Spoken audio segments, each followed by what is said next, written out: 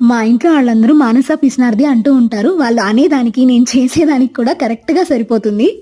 బెంగుళూరులో ఎప్పుడు స్వీట్ కార్నే దొరుకుతుంది. మొక్కజొన్న దొరకడం చాలా రేర్. మా ఆయనకి మొక్కజొన్నతో ఉప్మా చేస్తే చాలా ఇష్టంగా తింటారు. వాళ్ళ ఫ్రెండ్స్ కోసం కొన్న మొక్కజొన్నలు కొన్ని తీసి దాచిపెట్టేశాను, చాలా ఉన్నాయి కదా అని. అది తెలిసిన మా ఆయన నన్ను తిట్టకుండా తిట్టారు. నీ బుద్ధి మార్చుకో, ఎందుకు అలా చేసావు, అన్ని పంపించొచ్చు కదా అని చెప్పి.